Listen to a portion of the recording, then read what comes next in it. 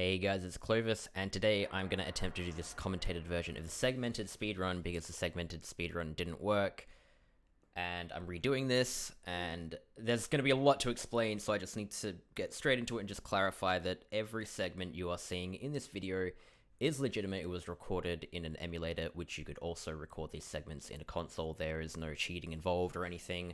I'm also not using any cards that you cannot obtain in the base game without any form of cheating, even though the save file obviously has some, it's very obvious that it's been edited to level things up.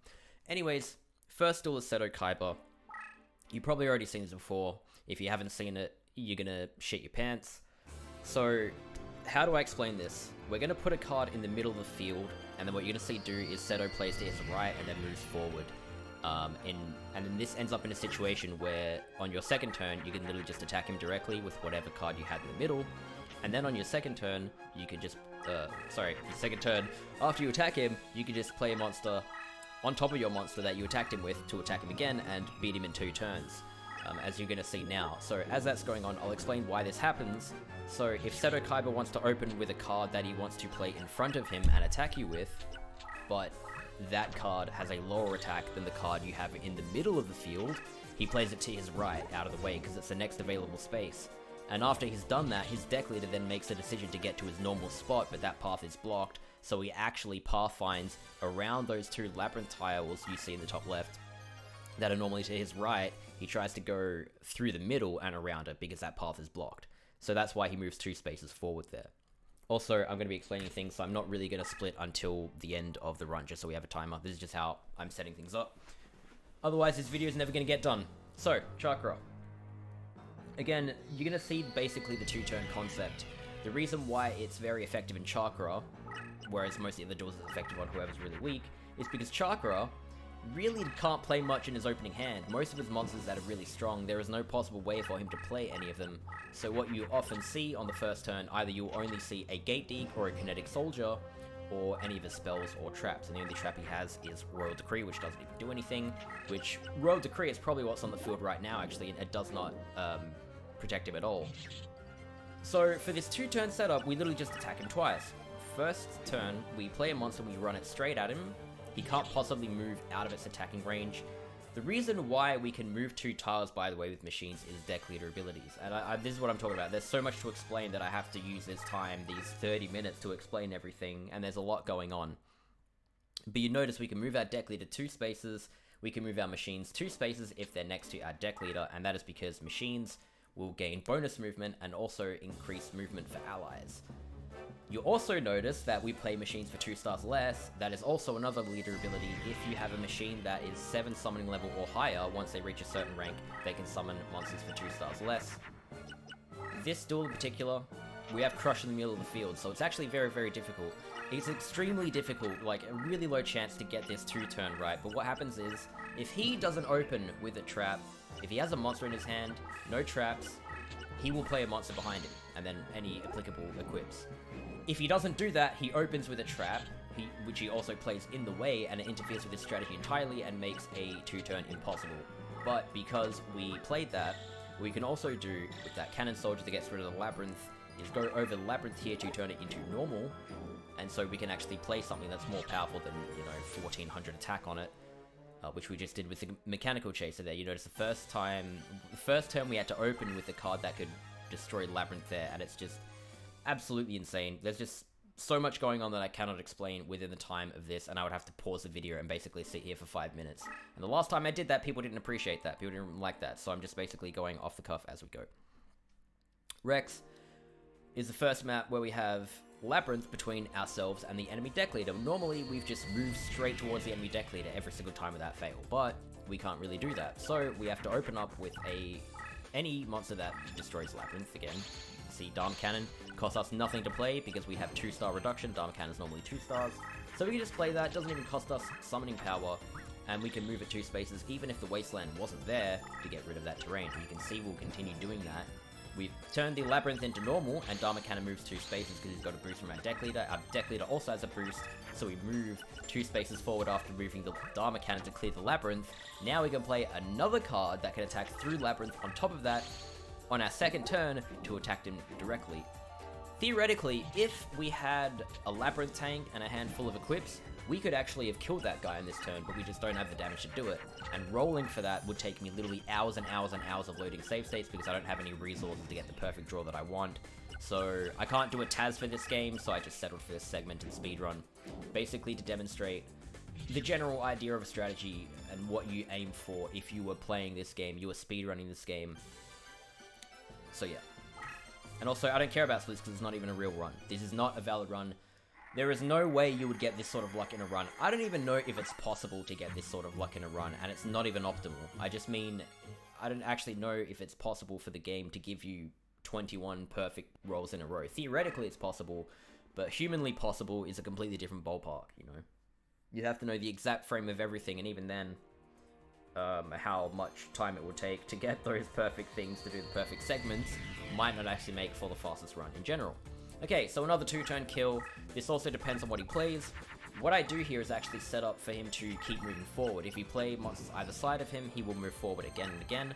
But on his first turn, he has a chance to play a card that is not a trap or a monster behind him to the left. That will be either Time Seal or Yami. If it's Time Seal, he activates it and he stuns the monster you played on the first turn, but it's not. So he just has a face down Yami, it does absolutely nothing. We've already advanced towards him. So we just get the classic 2-turn kill of just attacking him twice. Once with the monster we played on the first turn, and the other time the monster we played on the second turn. And again, because normally you wouldn't be able to play Mechanical Chaser in second turn Labyrinth Tank, but with the summoning level reduction of our deck leader, Mechanical Chaser cost us 2 stars. So on the first turn, we went down from having 4 summoning power to 2, we regenerated 3 on our second turn at the start, and then we're able to play Labyrinth Tank for 5 stars instead of 7. So yeah, normally you would, you'd have to wait 3 turns after playing Mechanical Chaser to play Labyrinth Tank, but this deck can play a Mechanical Chaser then a Labyrinth Tank in 2 turns, in the first 2 turns. Keith is another potential, actually a potential 1 turn if you had extreme amounts of damage, but that's very, very, very unlikely. What we do here when we have this incredible bonus movement is we don't have to flip this card up. So what we can do is we can just stack equips on whatever monster is most powerful in our hand and move it at this spot particularly, and then what you'll see is Keith, he will play in front of him if he's got a monster, and he will just flip up and attack that card because it's within attacking range, and he believes that our card is actually weaker than what he plays. A lot of AI, when they have 4,000 life points, they will take a guess of how powerful your face down cards are, and when they have more life points, they will assume that it's lower and they'll play more aggressive. Second turn, we just move around this middle tile, and you notice that when he attacked us, we dealt quite a bit of damage to him. We dealt 1300 attack, and that's enough for me to just simply play a Labyrinth Tank and attack him directly and deal lethal damage. If he did no damage to us on that first turn, we'd have to compensate by doing more damage here, but either way, that's a 2-turn, and it's not very reliable, but it's the most reliable way you're actually going to do a 2-turn on that guy. So the next split is Labyrinth Ruler. This is not perfect. You'll see he activates the final flame, and that's kind of slow, but I mean, I recorded a bunch of this stuff. I was super tired. I spent hours doing it, and the actual god segment that I got on this guy, I screwed up completely. So I'm just settling for this. Please don't kill me. Please don't crucify me. You still see the general strategy of what's going on. So we can't even move forward at all. So we have no play other than getting rid of Labyrinth and moving forward, which is exactly what we're gonna do. We either needed a Dharma Cannon or Cannon Soldier to do this. If we drew Labyrinth Tank to do this, it doesn't clear Labyrinth, nor can we play it on our first turn. So we basically, for this strategy, we need to have a Lab Break on our first turn. And it's basically the same for anything that has a Labyrinth. Same with Pegasus Grandpa and stuff like that. So we move that forward, and it's a bit similar to Rex, where we're basically destroying Labyrinth. Normally, Labyrinth is supposed to make it so that it's impossible to do this, but because we have these cards in our deck in the post-game, and we can play them very efficiently, it's just a complete joke. And like this duel, for example, his entire gimmick is that he has cards that goes through these tiles, and he can beat you that way, but our deck's just completely, just far, far, far superior than his, and we also know exactly how he plays. We also can make conscious decisions, whereas he's just basically a sitting duck. Like, there's nothing he can actually do about that, what we're doing right now. So we just attack him with a follow-up on Labyrinth Ruler. Anyone with Labyrinth in the way, you will have to 3-turn instead of 2-turn, but, you know, there's nothing else I can really do about that. The only other way to get 2-turn on them would be to just draw, like, have a Labyrinth Tank and, you know, 2 machine conversion factories and 2 of the normal equips. And I'm not going to roll for that. If I was going to roll for that, what I would do is do Meteor Black Dragon, you know, OTK, stuff like that. We're not doing that. This is basically a deck that's going to most reliably beat the entire game in 2 or 3 turns, is basically the gist of the deck that I've constructed. You notice it's also 757 deck cost. That means it can duel everyone. If it was any higher than 757 deck cost, which is very, very low, by the way, then yeah. Obviously, I can explain the deck in another video. I'd like to, I just don't really know how many people are interested. Anyways, we clear the middle tile because there's Labyrinth in the way. It's faster than going around it. He's going to play... If he plays to his top left and moves it to the right, it's a trap card. You know, a lot of people don't really understand how the AI works, and they're actually very, very readable if you actually... I don't know, especially if you play other games that are actually more difficult. If you play games like even Dark Souls, like Castlevania Symphony of the Night and stuff, you kind of realize that even though bosses are difficult and challenging, the entire point is when you start to read them and how they operate, you can play around that. And then, like, for example, Dark Souls Symphony of the Night, that's how you dodge the boss's attack. Whereas this guy, I know he has a trap card because he played the top left and moved it to the right. He will only ever do that if he plays a trap card. So I had to trigger that with my Dharma Cannon, and then I played Labyrinth Tank on top of him with an equip, because the tune obviously lowers his attack points. So that way, with 2200 attack instead of 1900, I need 2 hits to kill him. And then, yeah, so we literally just run down the middle, we hit him twice, and by the time he's retaliated, it's too late. If he didn't draw anything more powerful than that card, there's no way he actually plays it in the way and attacks us or anything. And generally, you'll find the AI are stupid, and some of them, even if they have something more powerful enough to destroy one of your cards, what the AI tends to do is they play their monster outside of the attack range of your monster so that the card they play isn't destroyed, despite the fact that that leaves their deck leader exposed to another attack, and then they immediately lose. This one, you notice I only move forward once, and the reason for that is if you move forward twice against this, against Ishtar, this duel, she doesn't move forward. So I move forward once, so she moves forward, and now I move forward twice, and now I can just play the most powerful thing in my hand. I obviously fumble here, I just put 2 equips, because I will have to attack once on the water to deal lethal damage here. So I make sure I'm a bit over 2000 attack. I need to be basically 2250 or higher for this to be a 2-shot lethal. You notice she moved down when she could have moved to the left, and there was no possibility of me attacking her. That's just because the AI absolutely suck. If that's what she did and she moved to the left, I have the option of simply just playing something on that wasteland tile in front of her as just the most possible thing that I have, and I can attack her directly, but instead I go for that where I just move my deck leader to the left and up, and then I can move my mechanical chaser 2 tiles again with the deck leader bonus.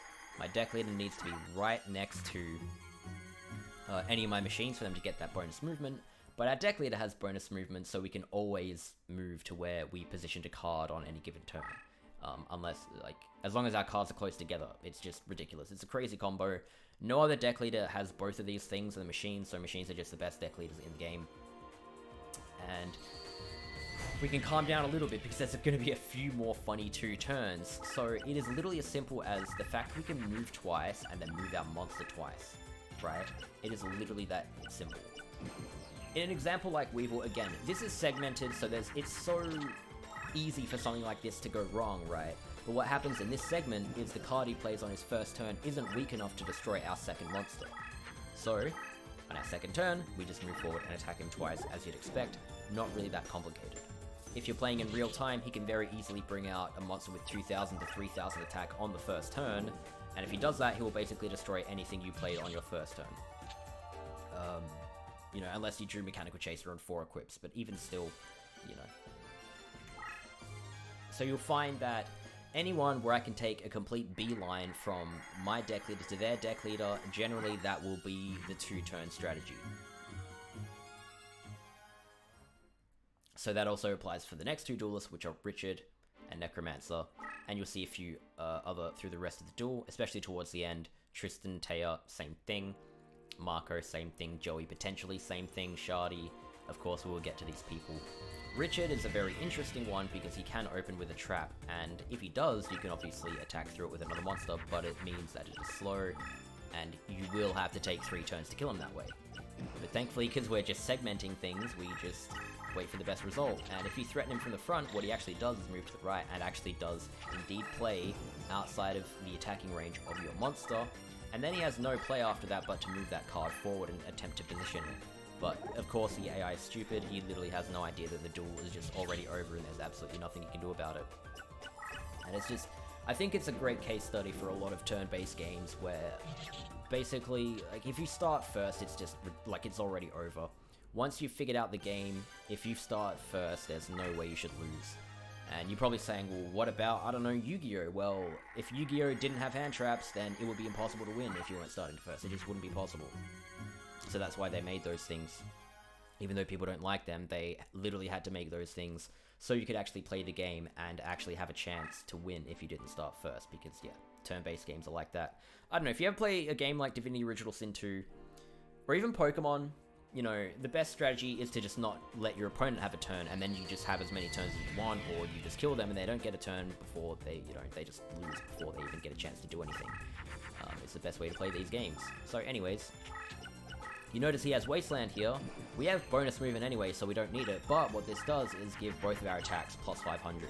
So notice I don't really actually need to play an equip here or anything.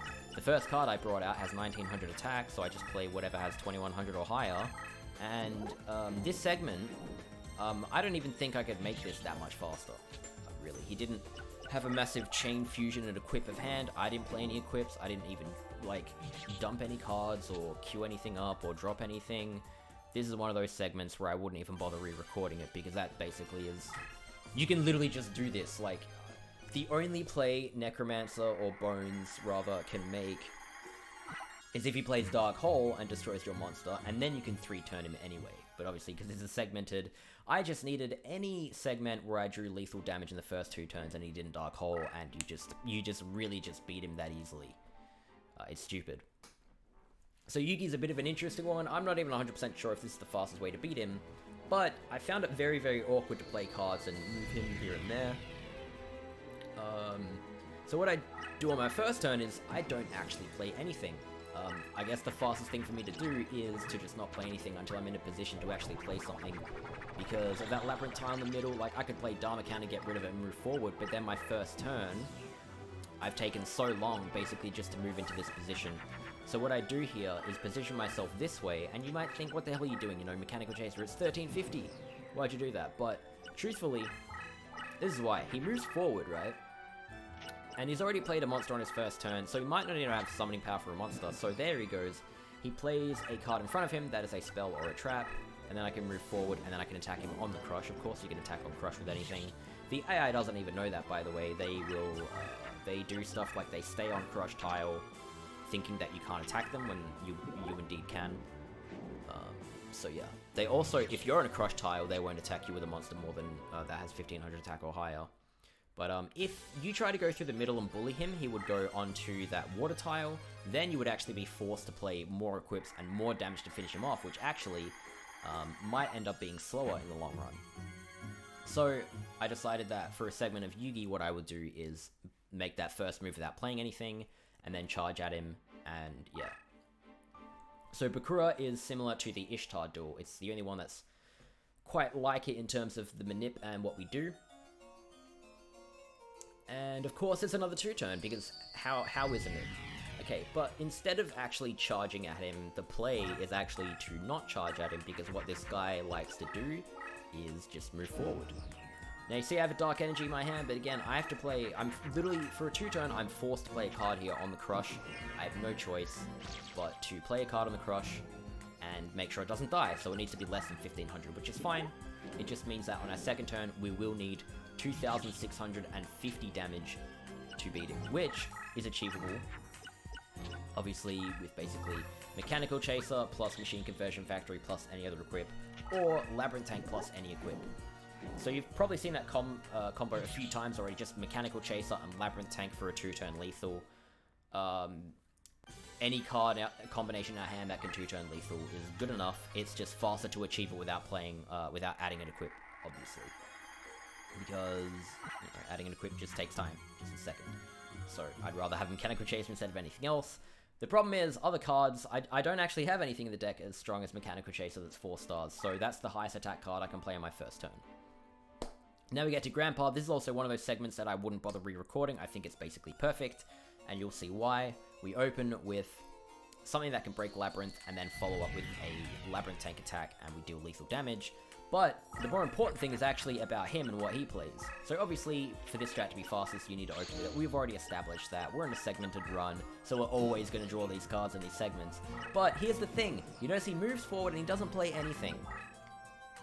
What he's doing is in his hand, he has either an Exodia piece, or White Hole, or Anti-Raigeki. All his AI wants to do is move to the middle and play that card. And he won't do anything else until he does that. So he didn't play a card, and he actually, if we let him survive here, he wouldn't play a card until we let him move back to the middle and let him play that card, and then he would continue normally. But he never got a chance to play that card, so he played absolutely nothing.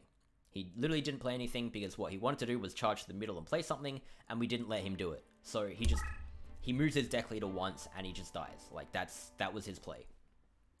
Shoddy is a little bit more interesting. You'll notice Crush in the middle, nothing too surprising. He will move on to that Wasteland, so we don't actually need an amazing amount. We don't need equips to lethal him or anything despite having to go over Crush.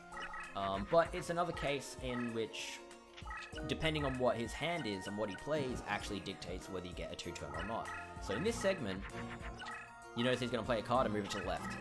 And that's an equip card. So what's happening is his entire hand is full of monsters that are more than 4 stars, so he cannot play any card in his hand except for a spell or a trap, and if the only spell or trap he has in his hand is an equip, his AI makes the decision to just play it in front of him because he wants to play something and cycle through his cards, which is understandable, that's fair enough. The only problem is, once he has an equip on the field, he realizes there's nothing he can do with it, and then what he does is he tries to move it away from our monsters so we can't destroy his power-up, which doesn't make sense, but that's basically what the AI logic is. So yeah. We beat him that way. If he doesn't play Stone Statue of Ishtar Island, which was another thing that I noticed he played that you could give it a 2-turn, or if he doesn't play that equip and move it out of the way, he will play in front of him after moving to the left and defend, and you actually can't 2-turn him that way. So yeah. And again, what do you think's going to happen here? What do you think's going to happen? We're going to play the highest attack monster we possibly can on our first turn. Probably don't need to do this, but with this guy, if he opens with a monster that's more powerful than your monster, he will just straight up destroy it. But instead, he doesn't. So, I don't know exactly what that card is actually, but I also assume it may be an equip card, which explains why he would move it away in a kind of strange manner like that. Usually, the AI don't do that unless they're playing some sort of like equip or something, because they can't really tell what to do with it. Luckily, because he's on the Wasteland, we're able to kill him with basically any 2 monsters that we would draw. I know I didn't equip there, but it really is not a big deal. Like, yeah, I lost 1 second, but I don't know. The whole thing isn't perfect either way, so it might take me, like, I don't know, another half an hour to get the same segment without having to equip, and half an hour of my time to save 1 time in a segmented run that maybe like 100 people are going to watch is probably not worth it. So, whatever. It is what it is. So we get to Marco now, and, yep, it's another 2-turn, but there's a difference here. There's a difference. So he actually has water all over the field, which makes this not only a lot harder to do lethal damage on the second turn, but to actually not get clocked by his first card. So, the monster I actually start with, that I want to start with the most, is Cyberstein. Cyberstein, basically, the AI will not take your on-attack effects into calculation whatsoever. So, he thinks my Cyberstein has 700 attack, he's going to attack it with like a 2000-ish attack monster very, very confidently, and then after he attacks, without even realizing, and you can do this all game, by the way, with Aqua Dragon or anything. You can do this to all AI. None of them actually have any clue. You put it on terrain that it's weak on, then they attack you, and then it creates this extreme attack swing. Remember that terrain boosts and reduces by 500 depending on the type. So, Cyberstein went from minus 500 to plus 500, whereas his water creature went from plus 500 to minus 500. That's not just a 1000 attack swing. That's a 1000 attack swing for both of them. So that is literally a 2000 attack swing there. And then you also notice we create Wasteland when we attack his deck leader as well, and then we can attack him with lethal damage. Another combo related to that is actually, first turn, I don't actually need a mechanical chaser, it's just I'm much more likely to finish, or how do I explain this? if I open with the Mechanical Chaser, the enemy's less likely to destroy it, and then I'm more likely to complete the 2-turn. But a legitimate 2-turn strategy is to simply just play Cyberstein and then Labyrinth Tank, because on my second turn, if I attack with Cyberstein, that's 1200 on the Wasteland, and then again I attack with the Labyrinth on the Wasteland that I created on that tile with Cyberstein, and that's 2900. So turn 1 Cyberstein, and then turn 2 playing Labyrinth Tank, that'll be lethal on the second turn, as long as I attack with Cyberstein first and then Labyrinth Tank. Mai is another potential 2-turn, but again, I would literally need for this position right now, if I move here, play top left, I would literally need Labyrinth Tank, 2 Machine Conversion Factories, and 2 of any other equip for a 2-turn. And again, I could be spending literally hours and hours and hours to do that, and I'd rather honestly just wait until we know more about manipulating things and potentially have tools to set things up and give us the seeds we want, so I can actually show the straight up fastest segments in the game possible, rather than what is the fastest possible thing that like a human could achieve. So instead we just settle for a 3-turn here, because she does move 2 tiles away, so I couldn't move forward and attack her with the Labyrinth Tank. She's too far away for that. So here I settle for a 3-turn, but again, it is possible to 2-turn that. I'm just not very keen to sit here and do hours and hours and hours and hours of save states for this sort of thing at the moment. I already spent hours doing this, and it already feels like it's not worth it, so yeah, maybe another time will I do perfect segments and stuff like that, but I mean, I really just kind of wanted to show proof of concept of beating all duels as fast as possible with one deck, because I think swapping decks would be slower. So yeah, I'm basically just showing you guys the general idea of strategy here. I probably didn't need to take that much time to think about this duel in particular, because it's basically, it is really the same shit. All the 2-turn people, the really weak duelists that don't know how to retaliate, it's the same thing. If he defended with that, I couldn't 2-turn him, so I would have just reloaded the segment and recorded until I get this, where I can 2-turn him. He's not blocking me from doing it. And yeah, so a big point of like the whole video overall actually is that I really just wanted to demonstrate that it's not cheating, it's literally just rolling to manipulate the circumstances that allow us to beat the opponents in 2 turns, which you don't actually need to do for everyone. But for example, someone like Tristan, if he plays in front of him and defends himself, you can't actually place a card there to attack him with, or attack him with both angles, it's not possible. So we roll, or I roll until I get a 2-turn for that guy. Because someone like Tristan, it would take me maybe 5 minutes or 10 minutes, as opposed to hours, like literally hours for a potential chance, of which I might choke and have to spend hours again retrying. Yeah, just not very keen for that, so sorry, but whatever. Taya, we're going to finish off with someone. You can try this at home yourself if you have a fully leveled up deck leader of a machine. I don't think there's any possible play she can make on the first turn, unless she draws literally no monsters and then, I don't know, plays creature swap or something. But anytime you play a monster, see, I have a Cyberstein there, it's quite weak. But what she's doing, because her AI is just generally pretty bad, is she just plays to the left and then plays the monster out of the way, again, out of attacking range. It's basically the exact same thing as Richard. So, yeah, she's just wide open to an attack. You even saw that she fused her monster there. So even as a casual player, you would be able to tell that that is not a trap card if you were just looking at the screen during her hand. You would be able to tell that there's absolutely nothing stopping you, and there is the Cyberstein Lab Tank combo. I showed it off here because she will not play a monster in front of her and attack Cyberstein. There's just no possible way she does that. You can see she fused twice, so she had a Dark Witch. Yeah, I missed time, but whatever. You can see she clearly fused a Dark Witch, which is 1800 attack, which could have destroyed Cyberstein even after Cyberstein's effect, but she opted to not do that. So anyways, that is the commentated speedrun. Here I just show the contents of the deck to verify it, and this is the deck list because people always ask me for deck lists, but I actually think it's relevant in this video more so than most of the ones that I do, because it's actually pretty meticulous with how it's constructed. And I try to fit as much value as I possibly can within 757 deck cost. In saying that though, let me know if you'd like to see more videos explaining things, especially if you want to see me explain the deck and all the choices I made for it. And that'll be it for this video, so thank you all very much for watching, and feel free to file complaints in the comment section below, and like the video if you want to see more. See ya.